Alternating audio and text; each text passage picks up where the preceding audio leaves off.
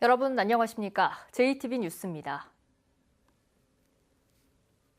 군산항의 방치 폐기물 소식 앞서 여러 차례 전해드린 바 있습니다. 그런데 이 폐기물의 원래 주인이 제주시였다는 사실이 최근에 드러났습니다.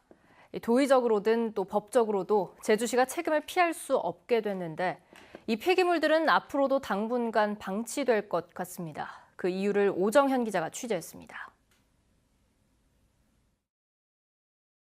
평택항에 쌓인 컨테이너, 필리핀으로 불법 수출하려다 반송된 쓰레기가 한가득 담겼습니다. 국제적 망신이라며 사회 문제로까지 번진 이 방치 폐기물의 처리는 결국 평택시의 행정 대집행으로 가닥이 잡혔습니다. 국고를 지원받아 일단 처리하고 폐기물을 불법 수출하려던 업체에 구상권을 청구한다는 계획입니다. 그런데 같은 업체가 방치한 폐기물은 평택에만 있는 건 아닙니다. 잘 알려진 대로 이곳 군산항 물류창고에도 이처럼 쌓여 있는데 정확하게는 9,262톤의 이 폐기물들은 평택시가 계획한 행정 대집행 대상에는 빠졌습니다. 군산에서 알아서 판단하셔야 될 사항이 아니실까요? 저희는 평택한 것도 어려운데. 그런데 최근 이 폐기물이 제주산인 것으로 밝혀졌습니다. 제주시가 위탁한 폐기물이 제대로 처리되지 못하고 평택과 군산 등에 방치된 건데 관리감독 부실의 도의적 책임은 물론 법적 책임도 제주시가 져야 한다는 지적이 뒤따릅니다. 현행법이 불법 폐기물의 처리 책임을 배출자가 일정 부분 지도록 정하고 있어서입니다. 제주시는 직접 처리할 수는 없고 치우게 하겠다고 말합니다. 군산항 있지 않습니까? 처리를 해야 되는 부분이라서 그 업체가 이행해주면 다행이지만 안 하면 법적으로 벽이 갈 수 없다. 하지만 이런 압박이 효과가 있을지는 미지수입니다. 이미 검찰 수사를 받고 있는 해당 업체가 처리 의지나 능력이 없는 것으로 알려졌기 때문입니다. 끈질기게 법적 대응을 이어가던 평택시가 결국 대집행으로 가닥을 잡은 이유입니다. 군산시는 제주시가 직접 대집행에 나서야 한다는 입장입니다. 우리 입장에서는 안 맞죠. 이 행정수사를 밟아가는 동안에 폐기물이 계속 군산에 있잖아요. 폐기물은 그대로 둔 채로 행정 대집행을 않고 계속해서 소송이나 법적 대응을 하겠다는 것은 안 맞다는 얘기죠. 수천 톤 방치 폐기물 문제는 이제 지자체 간 눈치 싸움으로 번지고 있습니다. JTB 뉴스 오정현입니다.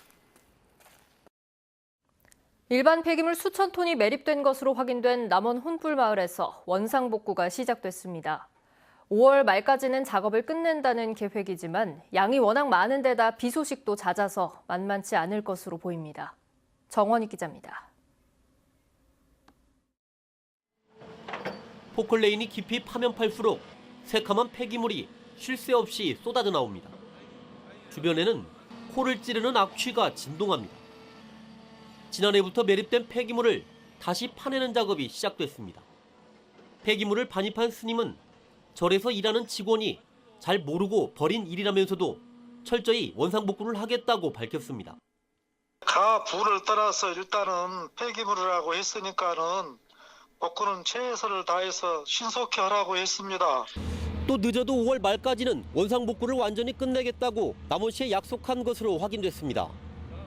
하지만 수천 톤에 이를 만큼 양이 워낙 많고 퇴비는 물론 흙과 분리하는 작업도 만만치 않을 것으로 보입니다. 날씨 역시 변수입니다. 최근 들어 비가 잦은 데다 이번 주에도 비가 올 것으로 예보됐기 때문입니다. 변수는 날씨인데 행위자가 성의 있게 처신만 해주면 날씨를 비켜서 5월 말까지 저는 가능하리라고 생각합니다. 남원시는 마을 주민들과 교대로 복구 작업이 제대로 이루어질 수 있도록 지켜볼 계획입니다. 또 며칠 동안 분리 작업을 마치면 이번 주 후반부터 폐기물 반출이 가능할 것으로 내다봤습니다. JTB 뉴스 정원익입니다. 임실 옥정호의 수면 개발을 두고 임실군과 정읍시가 수년 전부터 갈등을 빚고 있습니다. 중재에 나섰던 전라북도가 실시한 용역 결과가 곧 나올 예정인데 잠잠하던 갈등이 재연될 소지가 여전합니다. 권대성 기자입니다. 임실 옥정호는 지난 2015년 8월 전체 면적의 70%가 상수원 보호구역에서 풀렸습니다. 그러자 임실군은 수상 레저단지 등 수면 개발을 추진했고 옥정호를 여전히 식수원으로 쓰는 정읍시는 강하게 반발했습니다. 양측의 갈등을 풀려고 전라북도가 중재에 나섰고 지난해 1월부터 용역을 진행했습니다. 수질에 미치는 영향을 조사해 수면 개발 여부를 판단하자는 겁니다. 문제는 용역 자체를 바라보는 양측의 생각에 차이가 크다는 점입니다. 정읍 씨는 용역 결과에 상관없이 수면 개발을 반대한다는 반면 임실구는 수질에 영향을 주지 않으면 개발을 늦출 수 없다고 말합니다. 저희 일단 정읍 씨 입장은 수면 이용 개발은 불가하다는 입장이에요. 없다고 나온다고 하면 저희는 더 이상 이제 지원을 할 이유가 없는 거죠. 벌써 지금 4년째가 돼가 버리는데. 전라북도는 이를 의식한 듯 중앙부처 협의 등을 이유로 지난 1월 용역을 일시 중지시키기도 했습니다.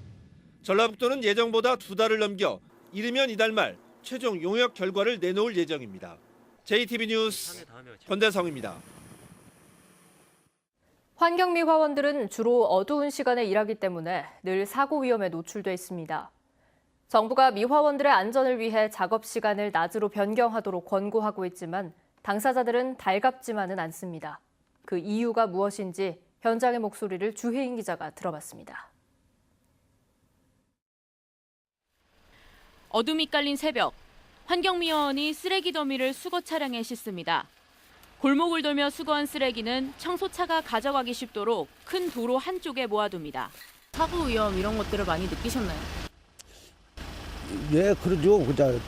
눈으로 확실히 볼 수가 없으니까 좀 그런 거 있는데. 오전 8시, 청소차 옆으로 차량들이 줄지어 지나갑니다. 분주한 출근길에 혹시나 방해되진 않을까 쓰레기를 수거하는 손길이 분주합니다. 승강장 앞 쓰레기는 버스가 오지 않는 틈을 타 재빨리 쓸어 담아야 합니다. 정부 지침에 따라 지난해 11월부터 주간 근무가 도입되면서 사고 위험은 줄었지만 작업 시간이 늘어났습니다. 도로의 통행량과 보행자가 새벽보다 많기 때문에 주간 근무에는 야간 근무보다 1시간가량 더 걸리게 됩니다. 조심해야 되니까 좀 천천히 해야 되고 또 그런 면에서는 좀 빨리 일을 진행을 못하니까 9시부터 하는 것은 좀 거기도 힘들다고 봐요. 기존에 봤던 야간 수당이 없어져 주간 근무를 반대하는 목소리도 적지 않습니다. 근로자들은 전체적으로 반대. 급여를 그대로 똑같은 수준으로 준다면 주간 근무도 허용할 수 있는데 그 부분이 담보되지 않으면. 정부 지침에는 주간 근무 도입에 따른 임금 감소와 근무 시간 연장에 대한 보완 대책이 빠져 있습니다. 임금 보전에 대한 문제라든지 정확하고 명확한 가이드라인을 저희한테 시행해 준다면은 저희도 그것을 도입을 하는데 많은 마찰이 없을 것 같습니다. 전북에서 주간 근무를 100% 시행하는 지자체는 5곳밖에 없는 상황. 미화원의 안전을 위한다는 취지를 살리기 위한 현실적 보완 대책이 필요해 보입니다. JTB 뉴스 주혜인입니다. 축구센터 건립을 추진하는 대한축구협회가 어제 2차 심사를 통해 후보 지자체를 12곳에서 8곳으로 압축했습니다. 전북에서는 장수군이 합격했지만 군산시는 탈락했습니다. 보도에 송창용 기자입니다. 대한축구협회가 어제 2차 심사를 통해 축구 종합센터 후보지를 12곳에서 8곳으로 줄였습니다. 전북에서는 장수군이 통과했고 군산시가 떨어졌습니다. 장수와 함께 심사를 통과한 곳은 경기 김포, 여주, 용인, 충남 천안, 경북 경주, 상주, 예천입니다. 장수군은 장수가 그 어느 지역보다 청정지역이고 예정지 대부분이 군유지여서 사업 추진에 어려움이 없다는 점에서 높은 평가를 받았다고 밝혔습니다. 산악 지형이지만 분지 형태로 구성되어 있는 현재 위치가 상당히 좋다고 판단을 하고 있고 또 행정 절차를 해결하는 데 큰 어려움이 없을 것으로. 2차 심사를 마친 축구협회는 당장 다음 주부터 8개 지자체를 대상으로 현장 실사에 들어갑니다. 그리고 다음 달에 최종 우선협상 대상 지자체를 선정합니다. 축구협회가 파주 국가대표 훈련센터를 대신하기 위해 추진하는 축구 종합센터는 관중 1000명을 수용할 수 있는 스타디움과 경기장 12곳, 숙소와 사무동 등을 갖출 예정입니다. 향후 10년간 생산 유발효과 2조 8천억 원, 부가가치효과 1조 4천억 원, 고용 유발효과 4만 1000명이 기대되는 시설입니다. 이 때문에 경상북도는 시군에 200억 원 지원을 약속하는 등 전국적으로 유치전이 치열하게 펼쳐지고 있습니다. 전북에서는 장수군이 유일하게 2차 심사를 통과한 만큼 전라북도와 전북 정치권에 적극적인 뒷받침이 필요합니다. JTB 뉴스 송창용입니다. 부안 지역의 소득 작목 가운데 하나인 시설 감자가 본격적인 수확을 시작했습니다. 남원시가 체육시설 투자를 확대하면서 지리산권 스포츠 중심 도시로 발돋움하고 있습니다. 이승환 기자입니다.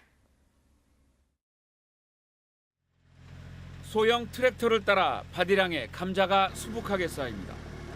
맛이 뛰어나고 저장성이 좋은 것으로 알려진 부안 노을 감자입니다. 이제는 부안의 대표 소득 작물이 된 노을 감자는 260헥타르에서 오는 5월까지 수확이 진행되며 110억 원가량의 농가 소득이 예상됩니다. 남원시가 문화체육관광부가 시행한 생활체육시설 지원 사업에 선정돼 18억 원의 예산을 확보했습니다. 남원시는 4군데 체육시설이 확충되면 전지훈련과 체육행사를 유치하고 운영하는 데 도움이 될 것으로 기대하고 있습니다. 2020년 도민체육대회를 비롯해서 전지훈련과 각종 체육대회를 유치하고 안전하게 이용할 수 있도록 하겠습니다. 고창군이 안전 사각지대를 해소하고 각종 범죄를 예방하기 위해 올해 상반기 방범용 CCTV 130여 대를 집중 설치하기로 했습니다. 국민의 생명과 재산을 지키고 사회적 약자인 여성과 어린이가 안심하고 생활할 수 있는 안전한 고창군을 만들겠습니다. 순창군은 청장년층의 구직을 돕기 위해 직업 전문 학교에 맡겨 도배, 타일, 도장 등 건축 분야 교육 과정을 운영하기로 했습니다. 순창군은 전문기관이 참여한 만큼 자격증 취득과 실제 취업으로 이어질 것으로 기대하고 있습니다. JTB 뉴스 이승환입니다. 더불어민주당 이해찬 대표가 군산과 경남 통영 등이 요구해온 고용과 산업위기지역 지정기간 연장을 추진하겠다고 말했습니다. 이해찬 대표는 어제 통영에서 열린 현장 최고위원회에서 정부와 협의해 다음 달에 끝나는 산업과 고용위기지역 지정기간을 연장하고 지원을 강화하는 방안을 강구하겠다고 밝혔습니다. 전북대가 약학대학 신설 후보대학으로 선정됐습니다. 교육부는 전문가로 구성된 약대 선정 평가위원회 1차 심사 결과 12개 신청대학 가운데 전북대와 제주대, 한림대를 약대 신설 후보대학으로 선정했습니다. 교육부는 후보대학을 대상으로 이달 중 현장 실사 등 2차 심사를 진행해 약대 신설대학과 배정 인원을 최종 결정할 계획입니다. 시민단체가 성폭력 가해자와 피해자가 같은 지역에 근무하게 됐다며 도교육청에 가해자 분리 조치를 요구하고 나섰습니다. 전교조 전북지부 등 시민사회단체는 지난 2011년에 발생한 성폭력 사건의 가해자와 피해자가 또다시 장수교육지원청 관할에서 근무하게 됐다며 이는 피해자에게 2차 피해를 가하는 것이라고 주장했습니다. 하지만 성폭력 가해자는 당시 징계를 받은 만큼 분리 조치는 수용할 수 없다고 밝히고 있으며 전북교육청도 본인의 의사에 반한 인사 조치는 할 수 없다는 입장입니다. 구급 활동을 하다 취객에게 폭행을 당한 뒤 숨진 고 강현희 소방경의 순직 여부에 대한 재심의가 다음 달에 열릴 것으로 보입니다. 전라북도는 지난달 인사혁신처가 강현희 소방경의 순직을 인정하지 않은 뒤 전국 소방공무원의 1인 시위가 이어지자 인사혁신처가 다음 달에 순직 청구에 대한 재심의를 열기로 했다고 밝혔습니다. 강현희 소방경은 지난해 5월 구급 활동을 하다 취객에게 폭행을 당한 뒤 숨졌지만 인사혁신처는 강 소방경의 사망 원인을 폭행으로 단정짓기 어렵다며 순직으로 인정하지 않았습니다. 정읍 구절초 테마공원 교량공사 비리 의혹을 수사하고 있는 경찰이 정읍시의회 A 의원을 불구속 기소 의견으로 검찰에 송치했습니다. A 의원은 업체 선정 과정에서 편의를 봐주는 대가로 수백만 원의 금품을 수수한 혐의를 받고 있습니다. 고창군 아산면의 한 뱀장어 양식장에서 유독물질인 공업용 포르말린을 사용했다는 의혹이 제기돼 경찰과 행정당국이 본격적인 조사에 착수했습니다. 고창경찰서는 이 양식장에서 수거한 포르말린 통 4개에 대해 국립과학수사연구원에 성분 분석을 의뢰할 계획이며 결과는 다음 달 초쯤에 나올 예정입니다. 고창군은 지역의 50여 개 뱀장어 양식장에 공업용 포르말린 등 불법약품 사용 금지를 긴급 지시했습니다. 익산경찰서는 음주 교통사고를 내고 달아난 혐의로 33살 김모 씨를 불구속 입건했습니다. 김 씨는 지난 10일 아침 6시쯤 익산시 마동의 한 사거리에서 술에 취해 승용차를 운전하던 중 길을 걷던 42살 임모 씨를 들이받아 중상을 입히고 달아난 혐의를 받고 있습니다. 오늘은 대체로 맑겠습니다. 한낮에는 전주 19도, 정읍 18도 등 어제보다 3도가량 높은 포근한 봄 날씨를 보이겠습니다. 미세먼지 농도는 보통 수준 보이겠습니다. 내일은 오후부터 비가 시작돼 모레 아침까지 10에서 40mm가량 내리겠습니다. 내일까지는 평년과 비슷하거나 조금 높은 기온 보이겠고 모레는 비가 오면서 기온이 다소 떨어지겠습니다.